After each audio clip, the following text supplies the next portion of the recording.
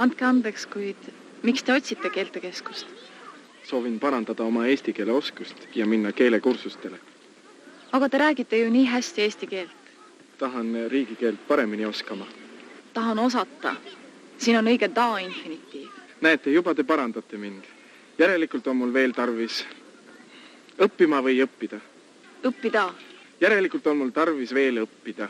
Aga võib-olla on teil vähe praktikat ja teil oleks tarvis mõne eestlasega eesti keelt harjutada.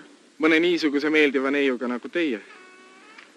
Andestage palun, aga ütelge mulle, kust ma võiksin teid leidma või leida? Võiksin teid leida. Te võite ju mulle helistada. Aga me ei tea ju teineteise nimegi. Minu nimi on Rita. Ja mina, Andrei. Ütelge mulle oma telefoninumber. Andke, ma kirjutan ise. Aga kui te helistate, siis helistage pärast lõunat, sest hommikupoolikul ma olen koolis.